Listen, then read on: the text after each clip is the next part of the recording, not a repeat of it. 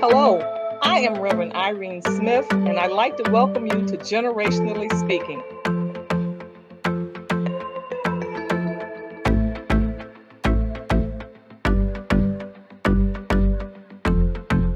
Here at the table, we come and we discuss life issues, no matter what they might be. As we sit at the table with each generation, we all learn, we all grow, we all are inspired. Yeah, yeah. Yeah, yeah.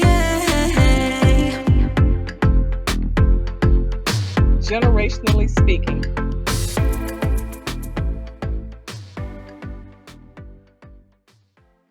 But along the way, as a young person in Minnesota, and along the way is making the decision to move to Atlanta, which was a big decision. Tell me some of the life lessons that you learned, the lessons of disappointment, the lessons of euphoric, absolute bliss, and then those low moments, those dark moments when you said, I don't know. So I made the decision to move. So I found somewhere to stay. I didn't even really tell my parents that I moved until after I got here. because my mom literally, as my mom found out because my sister snitched. She told on me. She was like, baby Anna's on her way to Atlanta. Drove down to Atlanta, 17 hours down. My mom's calling me, you're crazy. What are you doing? She was like, you just need to come back home. This is not a good idea. You know what I mean? But when I came down here, I did find a place. I found a place online. I did a background check on the person. They did a background check on me. The budget fit. I came down here. It all sounded good in theory, but when I got here, it was a lot of financial challenges that I had to face. But I made it out because I just kept fighting. So when you came that very first month, now that you look back at that very first month, what were the fears that very first month? So I guess my biggest fear was money. Yeah. My biggest fear was money because I had bills. But honestly, I am very blessed because I ended up finding a very fortunate, it was a Jamaican man. He was going through some type of challenges of his own. And so he actually really helped me. He seen what type of person I was. We shared the same culture. I got very lucky and blessed in that situation because I wasn't going to make it. And he worked with me on the rents because I wasn't even able to get it on the first. So he'd be like, okay, you have like a week to get it to me. So tell us now, what profession, where did you now land? What you got into the hair industry? Tell us a little bit about that. So I started doing hair in Fargo, North Dakota. I actually worked at one of the best salons that you could work at in Fargo, North Dakota, because I was a go-getter. Anything that I did it to the full. So I worked at one of the. Yeah. How old were you? I was probably like 20 when they hired me, 2021. Yeah, I was about 2021 working at this crazy high-end salon. I worked there for 2 years. I was an apprentice for 1 year, and then another year I just worked as a regular stylist. But I was also, to fulfill my dad's wishes, I went back to school to get my business degree because my dad had like no faith in me doing hair. He was just like, Viviana, you're not gonna make it. You're not gonna make enough money. He was like, you have to go back to school. And it was just a lot of pressure. So I did that to make them happy. I went and got my business degree while I was going to hair school, but it kind of, it didn't work in my aid while I was working at that nice salon because I actually ended up getting fired because they kind of gave me an ultimatum. They were like, you're too focused on school rather than being present here with your work and building your clientele. So when I got fired there, I moved to Minneapolis. That didn't work out. Then I came to Atlanta and I ran into my mentor, Sarah Batura. She's here in Atlanta. And I just ran into her working a night shift at the salon that I was cleaning basically and counting inventory for. And she took me under her wing and developed me because she's seen my potential. So she helped develop me and she opened me up, and now I'm not just doing hair, I'm doing hair and makeup like on films, movies, commercials. I did a Super Bowl commercial. So it's like this is what I actually wanted to do from the jump. This was like my goal. If I was gonna do hair, I was like, I want to do hair and makeup on in movies. You know, I said this when I was like 20, and now being 32, I'm doing that, which is crazy. But So this, I hear you, and my audience is listening, and they're saying, but how did she do it? How did she move from doing hair at, because there are plenty of people who are at the salons doing hair, oh yeah, but the move from the salon, the clientele to moving up into these other arenas, this opportunity. so I think the doors started opening up for me more when I came to Atlanta, because Atlanta is kind of a hub for, the film industry. They do a lot of filmings here. But honestly, a lot of it was the way that I network Okay. and talk to people and connect with people. I'm a people person. And I love people. I talk to everybody, and I connect with people, and I feel like I'm learning about myself still, and I'm learning that that could be my purpose. You know what I mean? I've been still trying to shape it and see, what am I here really to do? But I'm really here for the people. I'm learning, like, because I'm not just the hairstylist. I'm not just doing hair. I'm talking to grown women, young people, but I'm getting a lot of wisdom from everybody. You know what I mean? But a lot of the business and a lot of the connections that I got to really help build my career was literally just by talking to people.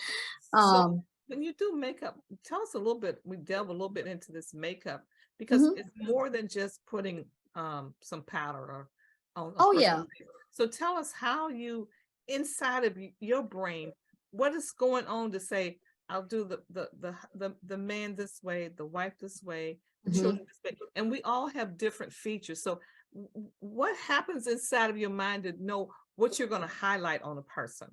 Yep. So it kind of goes back to, remember I told you I'm an artist at heart. I love to draw. So I got very lucky with the makeup once again, because I've always painted. I've always I've just always been artistic. So I actually learned how to do makeup when I was working in the salon by doing it for free on my clients. I need to have more than just hair so I can get booked more, right? And I guess I figured it out by just like making people look nice naturally. Like I didn't put a lot of makeup on people, I just enhanced people. Mhm. But I did it by practicing for free behind the chair. Okay.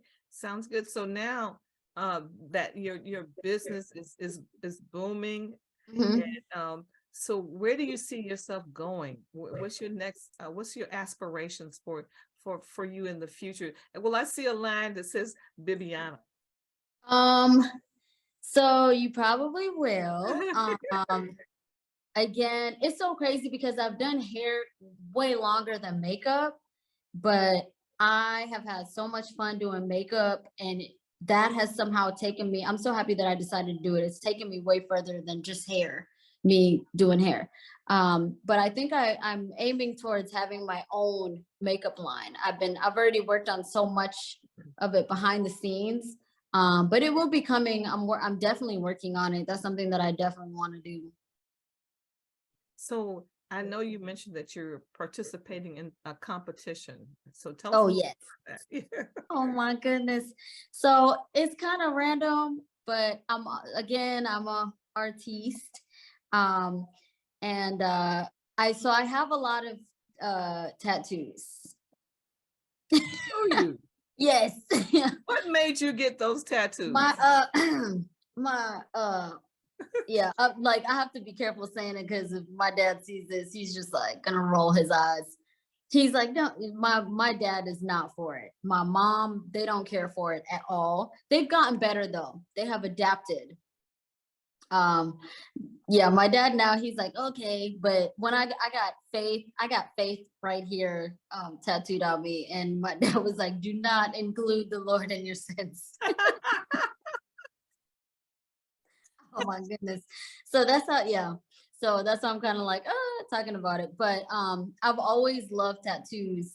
I just like, I like pretty things. I like nice things drawn. You know what I mean? So I've drawn some of my own stuff and got it on me. Like I have an African lady here on my arm, you know, to represent where I'm from. I have faith. I have prolific here, like on my neck. So I love tattoos. To get back to what you were saying with the magazine, so CoverGirl, it's inked CoverGirl magazine.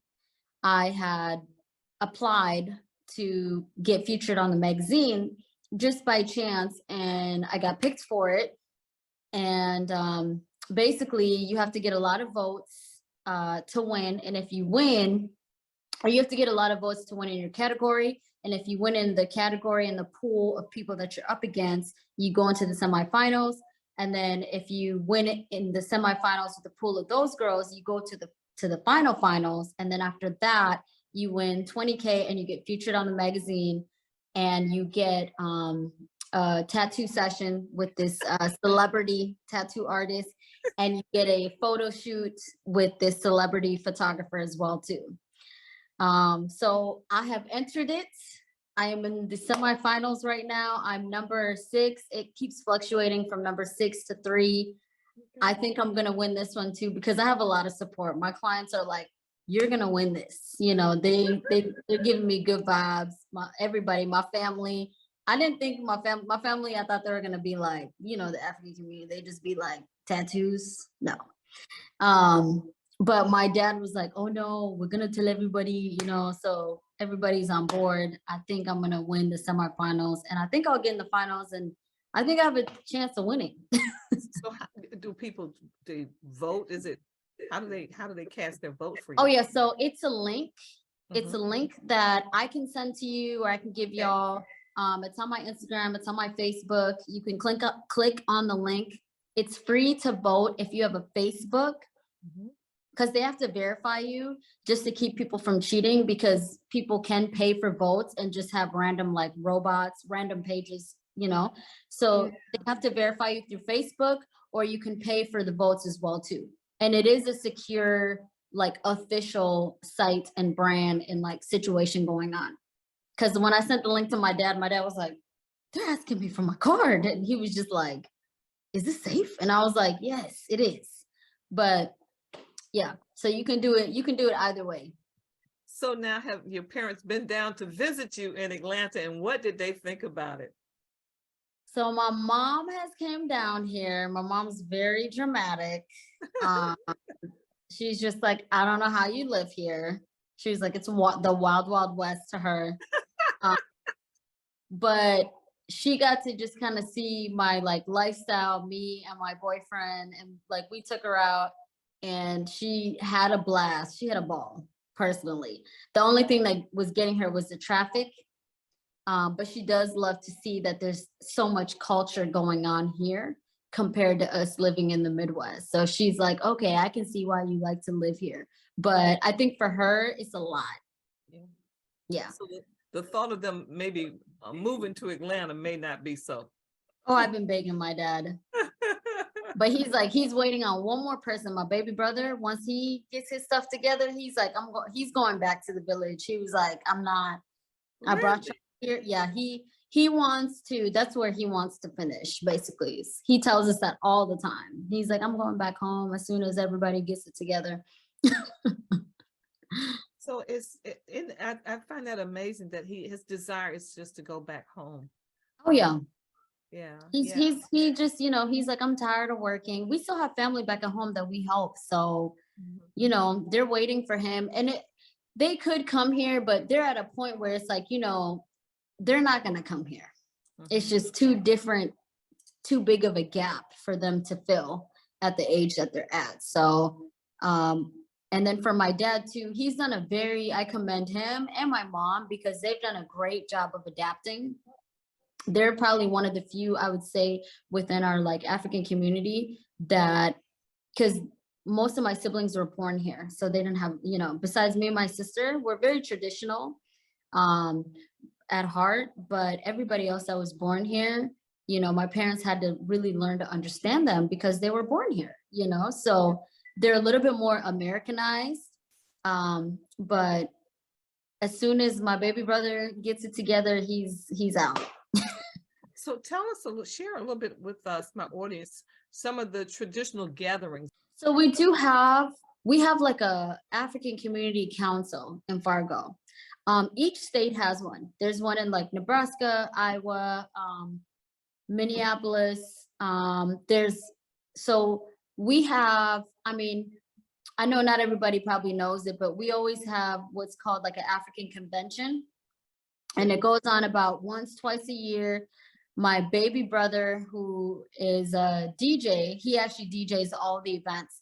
And literally, like, you'll have tribes and Africans from all over the world come to the conventions, basically. They will fly in. And it's a huge party. It's a 3-day event. And it's like food. And they discuss problems and things that we could be working on in the community. What do we need to be doing here for our people here? What can we make better for our kids? Because we've been having just like the problems that we have, in our society in the US, we have that within our community, and we have to discuss it. What can we do to make that better? So the conventions and the festivals, we'll have to now that we have, social media and stuff like that, I've always told them, like, we got to get this out. People don't even know that we gather like this. And I think it's such a closed, you know what I mean? But it's like thousands of people that come. So, and all the families put in money. All the tribes put in money for the food, for the woman to cook, for the music, for the convention center, wherever we're going to rent out. And what's amazing about it is we make it fun as well too. We're not just there to like dwell on the issues within our community, but all the tribes will do their dances. And we just share, you know what I mean? We're all different, but we're all the same still. We're under one roof. So we always come together to just celebrate. I always show up depending on where it is, because they always change the location. It could be in Dallas. It could be in Fargo, North Dakota. It could be in Minneapolis. It's going to be somewhere where there's a large, you know what I mean? It could be in Atlanta. They've had it, Canada, Australia, they've had it everywhere, but people fly in from everywhere and they go. As a Black American, I had the opportunity to go to several African weddings. Yeah. Witness the ceremony, and inside of me, while they were joyous, and it was a celebration for them. Mm-hmm. But for me, as a Black American, it was a profound sadness, Mm-hmm. because it reminded me, and it brought to full view, Mm-hmm. all that was taken away. Oh yeah. That not only was, I'm given a name, but my name is my last name is not ever my last name. My Mm-hmm. last name is always representative of the farm, the person that enslaved my family. So it was so when I witnessed those ceremonies, there's such a profound sadness, because it's a reminder of how much more of my African history that was snatched and taken away. And so when I see it and I see the celebration, I go like, wow, you just sit there in awe, because Oh yeah. you do, and so when I hear this gathering, it's just wonderful to hear, but at the same time, it's a profound sadness that Oh yeah.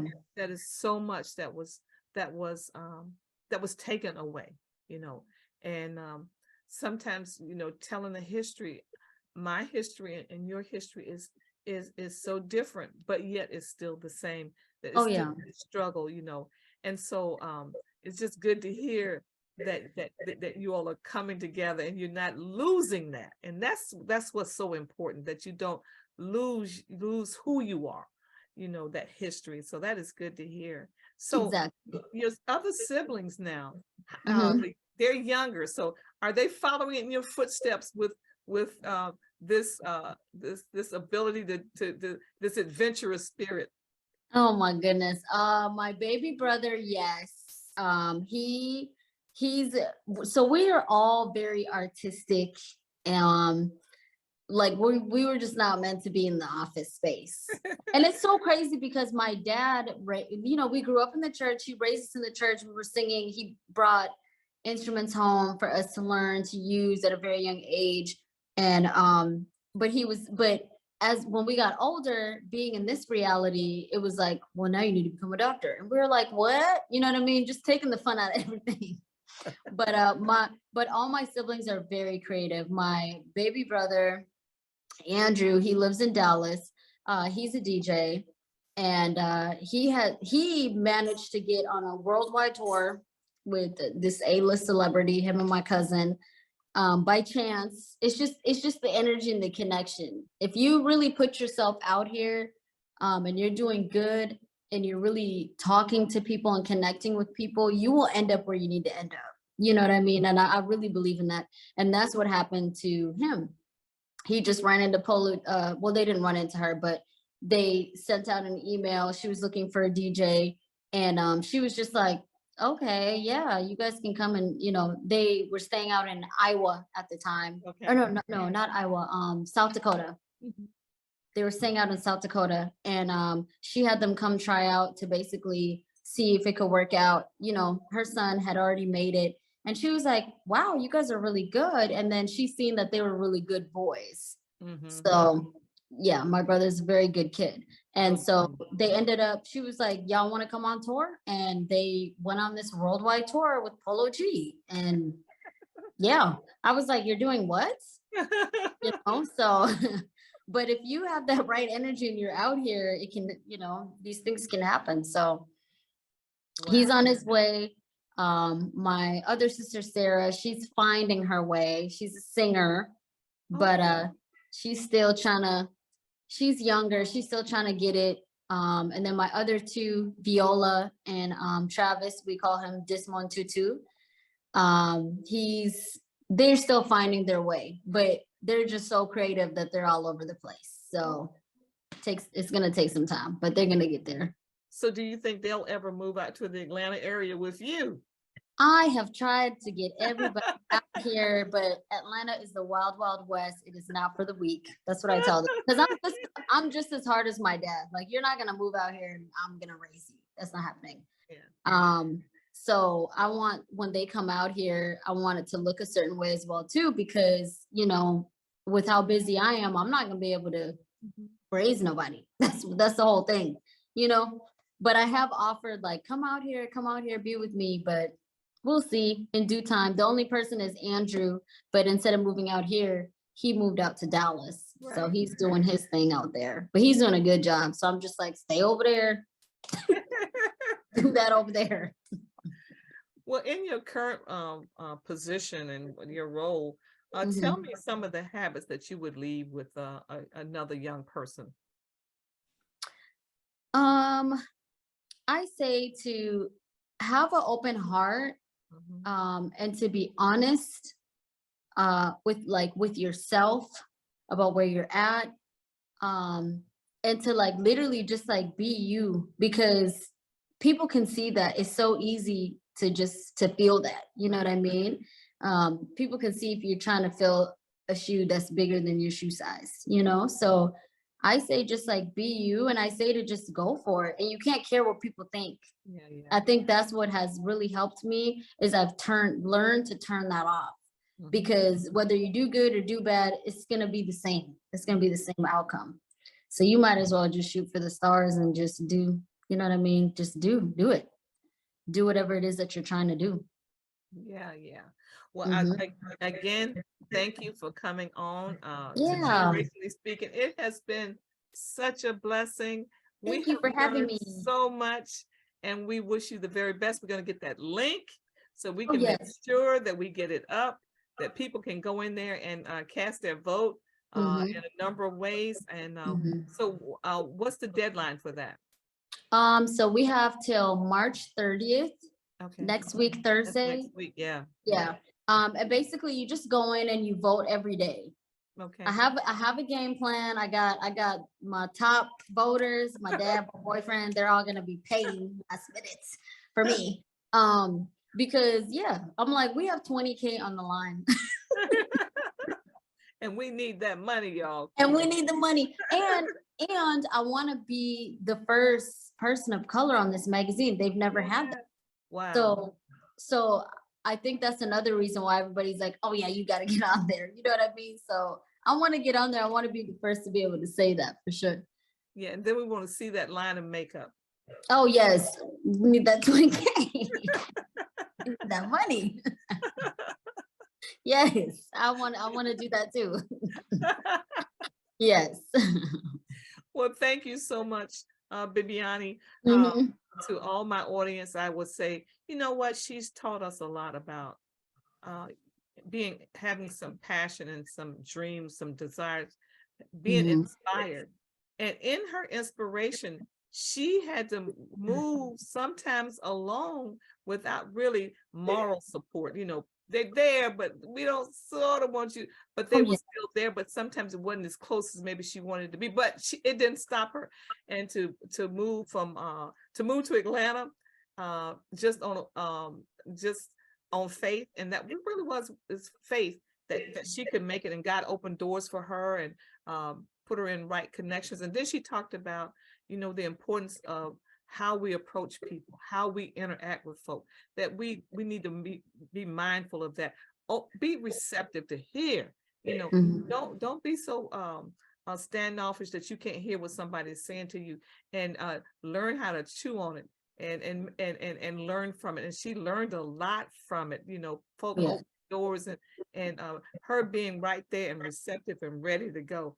Be ready. So inspiration plus information, hey, will bring about some transformation. Yes. Say thank you. See you next week. Yes. God Thank bless. you so much. You too. Y'all have a good one.